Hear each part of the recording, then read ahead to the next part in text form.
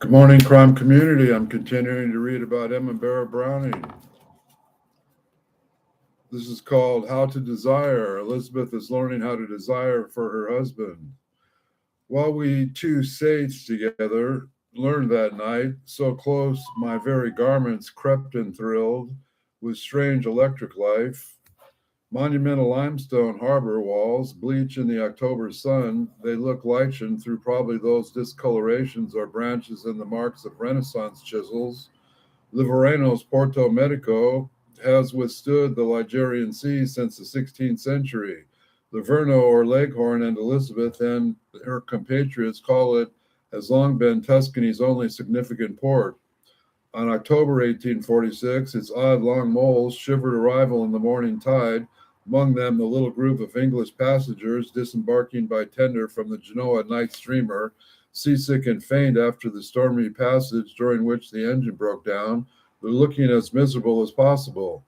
But long for long, after reviving hotel breakfast, they heard of the railway station, eager to keep moving for just 15 miles north across the colorless, flat littoral lies, their final destination, Pisa, that great little city of great palaces and the rolling turbid Arno striking its golden path betwixt them. Elizabeth has been dreaming about the Mediterranean since she was a child who pictured herself liberating the Balkans from Ottoman rule. She was just 10 about when her role model, Lord Byron, went into the European exile that culminated in his attempt to do exactly before this. Before that, the poetic results of his earlier grand tour of the classical Mediterranean, including the first two cantos of Childe Harold's Pilgrimage, has already made him wildly famous, even in the sleepy Hertfordshire Valley where she is reading him. Her brothers, though, have made no such grand tours. In their short lives, the pair she was closest to, Bro and Sam, were forced to substitute tours of family duty in Jamaica and indeed Torquay. Only Henry, always the family exception, started traveling when he was only 18 and recently managed to get Stormy to accompany him to Egypt. But now, here she is, the family invalid, walking on the steps of her romantic heroes. For it's not just Byron who came to live in Italy. Percy Blythe Shelley immigrated here just as she was turning 12. John Keats when he was 14. Byron died at Miscellanea in 1824. Shelley drowned here off Livorno in 22. Tuberculosis claimed Keats in Rome in 21. And that's all three perished in the classical Mediterranean. Doesn't diminish its attraction. You might even take the symbolic view that all three poets turned to their spiritual home to die. The South represents more than just a contemporary geography of therapeutic climate or personal and political freedom, but also the location of classical inquiry, antiquity, which to Elizabeth has long represented the source of poetry, whose allusions to the Pierian spring in her youthful An Essay on Mind were entirely rhetorical. Historic Pisa, with its classical and Renaissance treasures and established English community, stands for both Italian culture and personal liberty. It is not entirely surprising that last summer Elizabeth used her returning strength to fight for the chance to come to the city where a quarter century ago both Byron and Shelley spent substantial periods. It rapidly became apparent that Robert Browning is the love of her life, but Elizabeth knew from the off that her father would forbid their romance. In Pisa, though, away from her parental scrutiny and the dangers of gossip, she could do more or less as she pleases without having to, in effect, chose between two men she loved best. She also has a more pressing reason to get to Italy. In September 45, Dr. Chambers counseled strongly that she needs to go south for a winter if she is to survive. I was examined with that dreadful stethoscope and received his command to go without fail to Pisa by sea. He said that there is nothing for me but warm air, no other possible remedy. The stakes are high and so explicit that Elizabeth's family actually explore a number of ways to make such a move. The patient can afford to run off an independent household, as did Torquay, and her need to be chaperoned and supported, some to offer one or more of her siblings a chance of her own to escape the parental roof. So the scheme she proposes later this month involves Arabelle and George, who became her co-advocate as traveling companions. Papa's reaction is perhaps predictably fury. It embraces him that the distinguished doctor He himself directed Elizabeth to consult, has prescribed his trip as life-saving. His force has moral hand and is like all weak men. Papa hates to have his hand forced. He can't refuse his ailing daughter's permission to travel, so instead he punishes her emotionally. I was treated this morning as an undutiful daughter, because I tried to put on my gloves. But Elizabeth can't quite yet accept that her beloved father is being selfish. She has trusted the family's difficult transition as necessities, decisions much prayed over by a conscientious and loving parent, and has internalized her father's harsher judgments alongside his encouragement and special attention as corrective facts. The sternly nonconformist Christian as now practices aligns the head of the family with the God the Father, whose infallible judgment must be obeyed. If her father proves pettier than this, then everything about family life must be reassessed. Sam's death in Jamaica and the pressure on Bro to return there, the curtailing Henrietta's youthful fun, the uncompromised moves among smoggy central London, the truth or falsity of Papa's position over the contested will in the legal battle that lost him hope and even slave owning itself, to throw all this in doubt would be overwhelming. It's not surprised that all the siblings, except the outlier Henry, resist losing faith in their father until long after the tipping point of evidence. But while these emotional recalibrations are taking place, autumn reaches on. The latest that Elizabeth could safely sail for Italy is early October, and the weeks tick by. Discussion seems from a steam packet reasoning to departing for Malta on October 3rd. Her father must realize that if uncertainty can be protracted due to his date, this won't have a shoulder the responsibility of directly refusing permission to travel. With a fortnight to go, the invalid tells Miss Mitford that she's very much in anxiety and tribulation about Pisa. It is all uncertain whether I shall go or not, and in the meantime I am vexed out of patience. This uncharacteristic indiscretion reveals just how far her attitude is shifting. Not a month ago, she was still explaining her father to Robert in the old terms. That you cannot see is the deep, tender affection behind and below all those patriarchal ideas of governing grown-up children in the way they must go, and there never was under the strata a truer affection in a father's heart. He takes it to his duty to rule like the king of Christendom by divine right.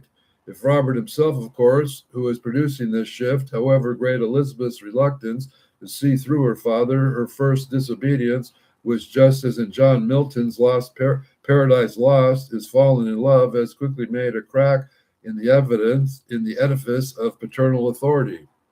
And one crack quickly leads to another, for Robert offers a new model of love, a generosity learned from his own family. I know for certainly, as I know anything, that is, I could bring myself to ask them to give up everything in the world, they would do it, and cheerfully, as he explained, if such generous, undestructive love is possible. Papa is not the only way. Not every parent has to be like the Greek god Kronos, consuming his own children. Not every love is fundamentally selfish, yet each man kills the thing he loves. Oscar Wilde will write a half a century from now the ballad of Creating Goal, his great poem of violence and betrayal. But this is the very lesson Elizabeth is now unlearning. Gradually, her lover is replacing her father as her advisor. On September 24, still grappling with what to do about Pisa, she asked Robert to think for me. Do you think for me? It's an acknowledgement of dependency, very different from the apparent emotional assurance of her early letters. Yet she writes on the very same day that, desperate to regain her belief and intimacy with Papa, she has promised that she will go on to Italy against her wishes. Since staying in London is assuming by everyone around her to be life-threatening, she's offered, in effect, to die for him. Though she mentions future years, suggesting that she doesn't herself believe quite this, still she has to make her sacrifice explicit in order to force the issue, and this, of course, her father can't accept. He would not even grant me the consolation of thinking that I sacrificed what I supposed to be a good to him. I told him that it was necessary for my self-satisfaction in future years to understand definitely that the sacrifice was exacted by him and was made to him and not thrown away blindly and by a misapprehension.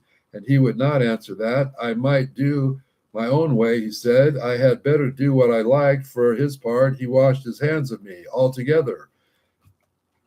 It all seems so extreme, but if all the siblings have difficulty giving up their founding myth of the Barrett idol, that's particularly true of the three women of the family, of whom restrictions now fall hardly, but who is the eldest surviving children, whose most deeply formed by the paradise years of hope end. Brother is at least as working lives as they manage their family estate in an era when the upper class woman's role is largely confined to wife and motherhood, with charity work and religion as spinster alternatives. To be denied marriage hollows out the sister's existence. It's no coincidence that the autumn sees both Henrietta and Elizabeth with serious suitors at ages that are, for the time, surprisingly advanced. Elizabeth is 39 and Henrietta 36. At the point of conventional last chances, they've been forced to realize that their permission has been waiting for will never come, as if Papa has been relying on time to dribble away their chances for marriage, too, and this, too, in the end, that is what brings the whole emotional edifice down. And to and fro of the Pisa negotiations, Elizabeth finally recognizes that her father is opposed to his children falling in love after all, and the same stroke, and she suddenly stops ascribing his convictions to religion. On the contrary, he is the apt to make the world's measure of the means of life, and is refusing his offspring independence for the singular reason that he never does tolerate in the family, sons or daughters, the development of one class of feelings. For decades, Elizabeth has misused her strong will to force herself to wear blinkers about the nature of this parental contract. Now that they're off, she's impatient to make up for lost time. She and Robert will continue to meet in Whipple Street, rightly twice a week for another 16 months.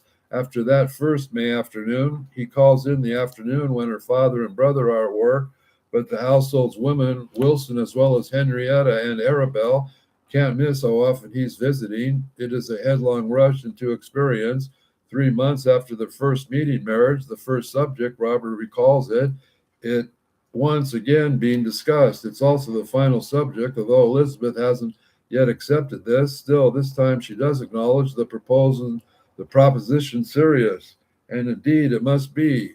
Breach of promise litigation can be brought against any man who fails to carry through on a proposal, and even if most families might eschew such socially costly action, Papa is just the sort of man to sue.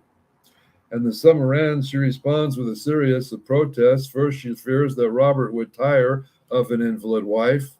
He responds that he would happily marry her even without sex, which is what he thinks she means, though it's not, I would marry you now and thus, I would come when you let me and go when you bade me. I would not be more than one of your brothers, no more. For him, this isn't weird. The society that they live in forces young people to perfect the art of sublimation. Being in love customarily means both acknowledging sexual desire and being unable to act on it, at least to begin with. The taboo on sex outside the marriage is compounded by long periods. Couples are often forced to wait for parental consent, and because they lack the financial independence to marry. Money is no obstacle in this case, as Robert realizes 6 months in, once Elizabeth tells him on September 25th that she has independent means, and if I wished to be very poor in the world sense of poverty, I could not.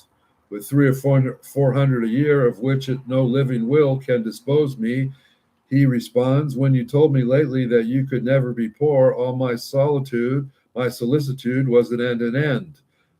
I had but myself to care about, and I can at any time amply provide for that. Such confidence of his own earning ability may be misplaced. After all, he is still being supported by his father, but Elizabeth had no trouble believing him, and that belief is key to their love. Yet this, in turn, creates a further objection. She feels that if they marry, he would be wasted on sickroom duties instead of writing the important books that are his destiny. It would be an exchange of higher work for lower work. And if the special work you are called to for that which is work for anybody, a century from now, the couple's love letters will be widely read, even though they lack the sexy romance of, for example, who's recently exchanged for their close contemporaries, George Sand and Frederick Chopin. And there is great sweetness in such passages in which the couple reveal the quality of their life by which they're prepared to sacrifice. Robert would leave friends and family for life in exile and marry a woman with whom he imagines he'll never be able to make love or have children. Elizabeth is prepared to surrender romance for the sake of retaining Robert's friendship.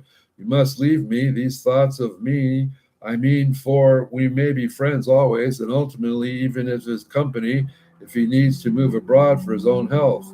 For none of these is her fundamental reason for viewing their romance as ultimately impossible. As far as disability goes, she's simply worried about frequent illness makes her a liability. Of course, she knows her own sexuality is functioning just fine. She also knows that she's not actually bedbound. She's no paraplegic suffering from an incurable injury in the spine, but would prevent her standing up, but simply resting up against the return of dangerous chest infections.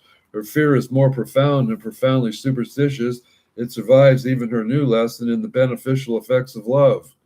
She fears letting Robert love and dedicate her life to her because of what happened the last time that someone did so, Bro's death in the palimpsest upon which her new love appears. And once he held my hand, how I remember, and said that he loved me better than them all, and that would not leave me until I was well, he said, and how I remember that. And 10 days after the day the boat had left the shore, which never returned. Elizabeth found this loss so hard to address that she writes to Robert about it only once. Yet Barrett experiences can be most motivating. A thunderstorm in July, the 5th anniversary of Bro's death, recalls to her a tree struck by lightning when she was a child. The whole trunk of the tree was bare and peeled, and up that new whiteness of it ran the finger mark of the lightning of the bright, beautiful rose color, the fever sign of the certain death. And in that same storm, 2 young women belonging to a festive party were killed in the Malvern Hills, each sealed in death in the moment.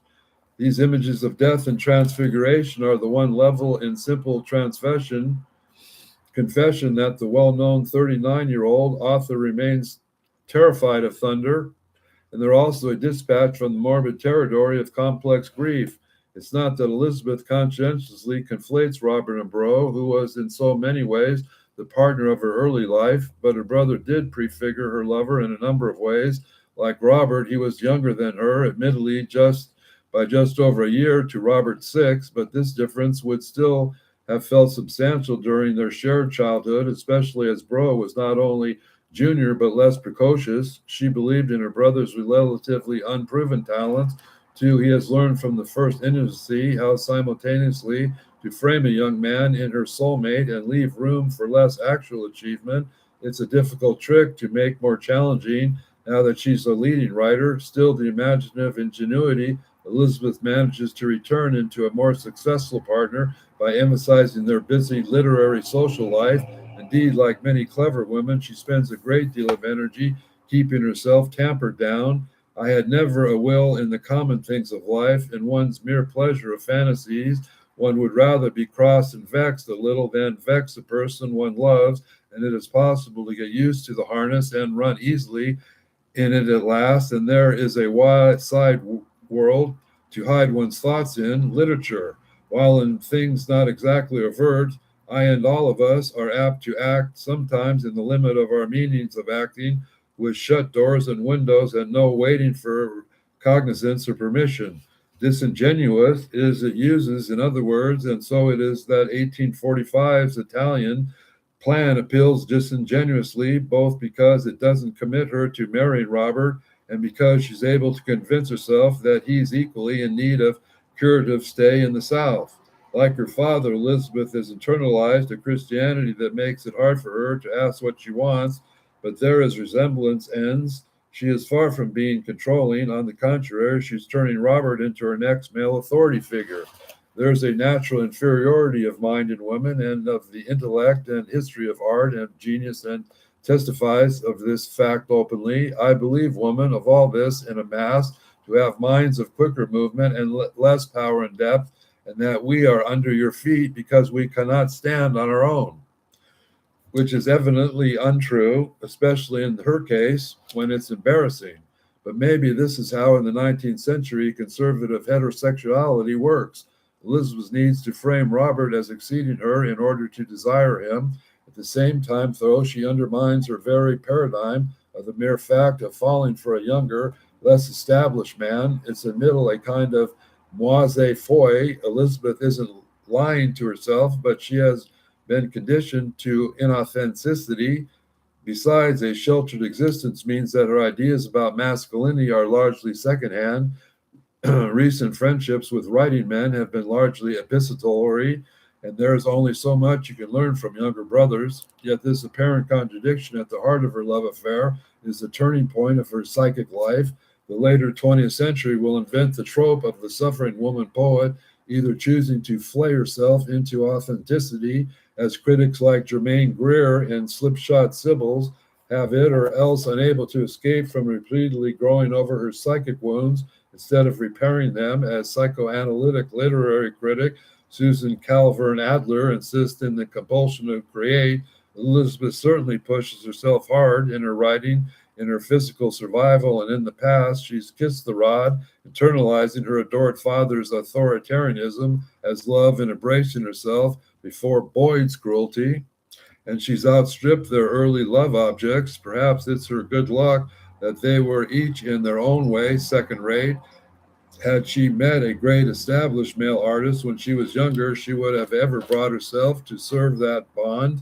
Yet now she breaks absolutely with the old paternalistic pattern, everything that makes Robert an unconventional choice. His youth and comparative lack of distinction, his feminine side, his explicit anti-authoritarianism, even the way he will play the junior financial role in their partnership, and what makes him the essential counter to the authority figure of her father. Little as she may realize this, it's an emotionally, physically healthy choice, psychically healthy choice. Just how narrowly Elizabeth understands, even meant she thinks she knows she will be brought home to the following June when Benjamin Hayden, desperate for money and exhausted by the struggle to sustain his artistic reputation, commits suicide. His old friends have fallen out of regular touch since his romance with Robert began, but Hayden will send her 3 notes just the week before he dies, to which, absorbed by her new life, she'll pay scant attention. His death will fill her with regret. I have been told again and again that to give money there was to drop it into a hole of the ground, but it is to have dropped it so dust to dust would have saved a living man. In general, though, thinking through the consequences of others is Elizabeth modus vivendi. When she finally expands the Pisa plan in October 45, it's partly because it's risked having his father disown Arabelle, and George, who's lacking all siblings, accepts herself as his financial dependence. Constrained bodily into submission, apparent submission at least, by the worst of most dishonoring of necessities, the necessity of living, every one of them except myself being dependent on money matters and the inflexible will. Finally, she acknowledges that the bitter fact of all is that I believe Papa to have loved me more than he obviously does, and tells Robert, I am your own. The long transition from daughter to partner to peer is complete. Luckily, Papa is bluff. Luckily for literature, the winter of 1845-46 turns out to be exceptionally mild, that still 2 decades into the overheating 21st century, it's one of the dozen mildest since records began. Elizabeth survives it with ease. Indeed, she continues to get stronger. It helps that the summer which follows is also exceptionally warm. In July 45, she is beginning to enjoy carriage rides to Regent's Park. In May 46, she takes her first stroll there. Arabelle and Flush and I were in the carriage, and the sun was shining with that green light through the trees, and I wished so much to walk through a half-opening gate along the shaded path that we stopped in carriage and got out and walked, and I put both my feet on the grass, which was the strangest feeling. Dearest, we shall walk together on the trees someday. The intensity of this desire comes so recognizably from her country childhood that it's like a flashback to the flickering heat and green of Hope End summer, returning health and love affair and sun shining with that green light through the trees all along to the psychical hinterland that she tells Robert is the dreamland, which is your especial dominion, which very element strengthens the others. How strong you make me when you make me happy. But the next month she'll well enough to go visiting. It's like a stepping back into life. In June along she visits Mary Trepsack, John Kenyon, Hugh Stewart Boyd, and the last whom she hasn't seen for 7 years. Kenyon takes her to see the Great Western Railway new steam engine in action. She delights in the unfamiliar rush of the people and the earth thunder of the engine. She goes driving with the distinguished art historian Anna Jameson, a new friend who is also a friend of Robert's. Together, they visit one of the great private art collections of London, belonging to Samuel Rogers, where Elizabeth sees the first edition of Paradise Lost, Michelangelo and Raphael cartoons, Rubens, Titan, Torito, and the late Rembrandt self portrait, which is his landscapes, as they say, were dug out of nature. Looks as if they were dug out of humanity. After years within four walls of her own room, sees these old masters first hanging close up is giddy making, and Elizabeth is an artistically overwhelmed moment of Stendhal syndrome. Almost could have run my head against the wall, I felt with bewilderment. Something else is adding to the freshness of these experiences. In the October 45, she was still taking 40 drops of laudanum a day for her absolute shattered nervous system, but in February 46, and that you should care so much about the opium, and I must care, and you get to do with less at least, but slowly and gradually something may be done, for as she becomes stronger, so does Robert. He steps up to the plate and asks her to give up her opiate habit, urging marriage and announcing that he will support them both, and she can settle all her inheritance on her siblings. Elizabeth sends poos, as last in practicality, I shall refuse steadily to put away from me God's gifts when perhaps in order to this very end, while stepping up in turn, she cuts down the morphine and tries gently to concentrate her lover's mind on how he could actually earn in Italy a contract to write for a periodical. Would be good if he could, they say, house it for one of his aristocratic friends. She also points out that her inheritance is useful but not limitless. Nearly 200 a year of ship's shares I never touched, but there is an interest of £6,000, not less at any rate, in the funds, and I've referred to the principle of that I said yesterday, and when he had ceased to need it, he might return to my family if you choose. Perhaps even elopement needs a rehearsal. The summer of new Italian plans develop. The couple will run away together. They no longer pretend to each other that the trip would be primarily for health reasons, but ironically offer an active traveling companion to arrive new friends anxious to rescue Elizabeth from another London winter. Fanny Dowglass, an Irish friend of almost Elizabeth's age and experience in traveling of her own health, is put off with fluent untruth. I cannot count on my courage. I have nerves like so many threads. Anna Jameson, who is a highly experienced traveler, discusses routes through France while making her own plans. But when might the lovers leave if they do, and where will they go? Elizabeth fancies Cava de' Terrini, north of Salerno, whose Romanesque Benedictine abbey is an ancient seating of learning, while they wait and plan for the privacy of her third-floor room in Wimpole Street. The lovers' shared world develops. Robert has known Elizabeth by her family diminutive since at least January, when she signed a couple of letters with a doodle ba instead of her usual EBB, and it's not till July that she starts thinking of him as Robert instead of a limitless you or oo2 she introduced at the very start of their correspondence. Now she learns that his background parents, Robert Sr. and Sarah Anna, nee Weidman, and sister Sariana, 2 years his junior, like the Barrett family, the Brownings are Whigs, but they're also wholehearted abolitionists whose lives have no small measure when being defined by their convictions. When he was 20, Robert Sr. was sent to work at St. Kitts plantation belonging to his mother's family, but to his own father's fury, was so disgusted by the realities of slavery that he turned down the opportunity to run the estates and return to London. Elizabeth Roberts not only learns the full extent of his father's sacrifice this August. If we are poor, it is my father's infinite glory, who, as my mother told me last night, conceived of such hatred to the slave system in the West Indies, where his mother was born, who died in his infancy, that he relinquished every prospect, supported himself while there in other capacity, and came back yet a boy in his father's profound astonishment and rage, You may fancy I am not ashamed of him. Robert's cousin, Cyrus Mason, will later claim that this wasn't a question of principle, but of an artistic nature and refined instincts that couldn't cope with rough and tumble plantation life, but to defend cruelty by calling objectors weak or influential is an old trick. In 21st century Britain, the Argot will be snowflakes, and the Sun has no trouble turning around such verdicts. He tells Elizabeth how his father is tender-hearted to the fault, detests violence as a result of some abominable early experience on the plantations, at the mere mention of which he shuts his eyes involuntarily and shows exactly the same marks of loathing that may be noticed while a piece of cruelty is mentioned.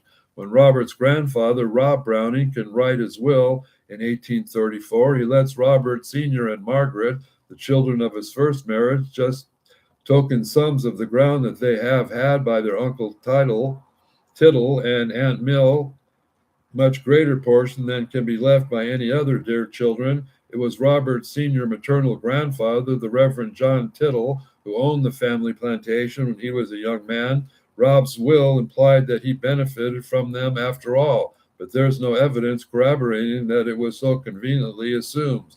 And even if the sacrifice had been made incomplete, perhaps this is such that we can expect from the individual, or he rejected the plantation's life. His own father, in punishment, demanded he pay back the money spent raising him. The one gesture was to find his life. Even the comfortable family home of New Cross in Surrey is within the commuting distance of the City of London because he's forced to work there in the bank, despite being prevented from following what is in fact his artistic vocation by the need to earn a living. Robert Sr. has filled his family home with arts and books.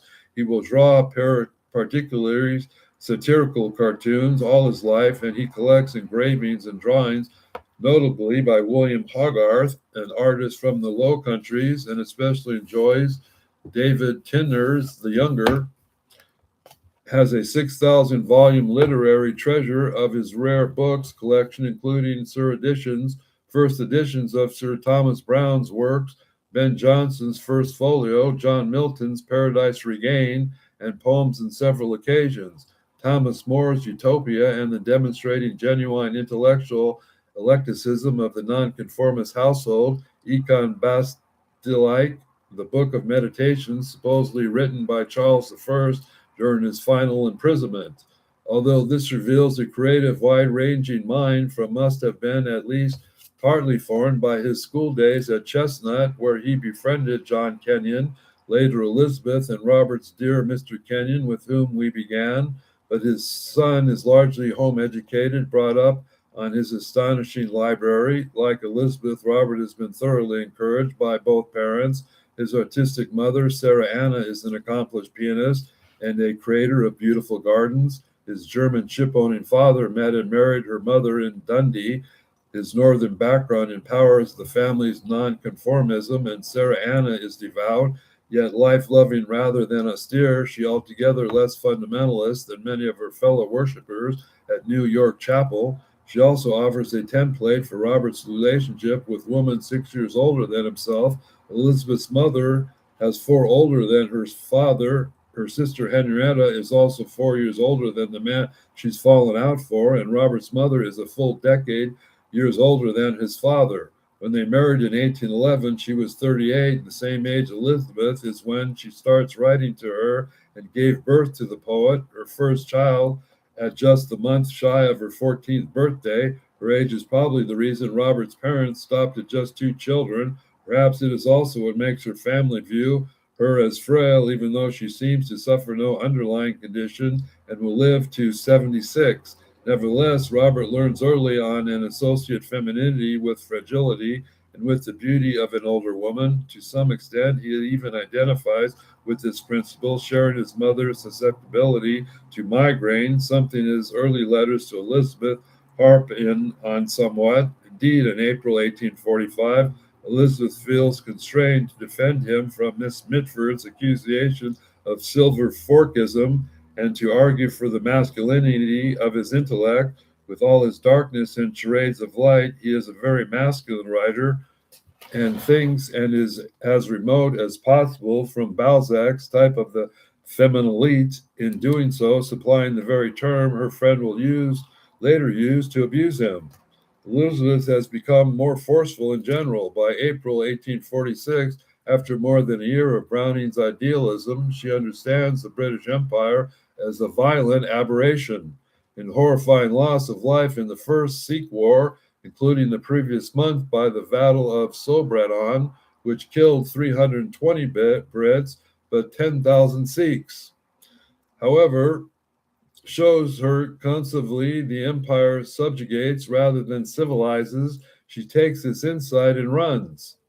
Some of these days, our great Indian empire will stand up on its own legs and make us of our own rope to scourge us to a distance. What right has England to an Indian empire? No more than the Duke of Sutherland to its broad estates. Wait a little, and we shall see it all arranged according to the better justice and on the small scale of the large. To foresee independence and how subjugation itself will power the liberation struggle, it is all the more remarkable because Elizabeth is writing 2 years before Karl Marx and Frederick Engels will publish their theory of revolution in the Communist Manifesto, indeed 70 before Vladimir Lenin's imperialism in the highest stage of capitalism, not to mention the powerful post-colonial critique that later will go on to unlock Franz Fanon's The Wretched of the Earth in 1961, Edward Said's Orientalism in 1978, and beyond. None of this thinking has happened yet. In London in 1846, abolitionism is popular and anti-imperialism all but unknown. But will be another 30 years and after Elizabeth's death before the term imperialist gains currency, and then only narrowly as a criticism of Disraeli's foreign policy. But this isn't the first time that Elizabeth has pointed out how subjugation works. In August of 1843, she published The Cry of the Children in response to a report of the Children's Employment Commission in the mass circulation in Blackwood's magazine.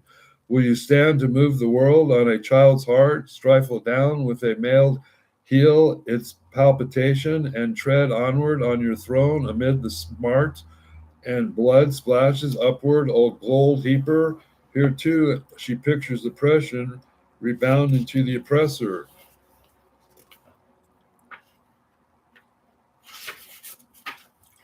Blood splashing upward through her poems, ending up releasing the tension of that insight, the child in the poem weeping in the playtime, and the others in the country of the free. She has indentured the system that enslaves children in plain sight in mines and mills, like those owned by Elizabeth's own grandfather in Newcastle, published 40 years after William Blake's Jerusalem.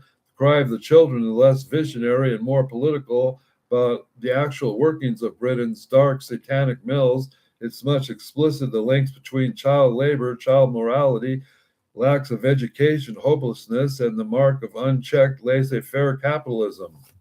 This, I will think, we will end this with the lesson of the runaway slaves for tomorrow's lesson. Think there's any lack in the truth of Elizabeth Barrett's Browning of struggling with her family's slaverism and her term into anti-abolitionism and anti-imperialism? Then like and subscribe and have a nice day.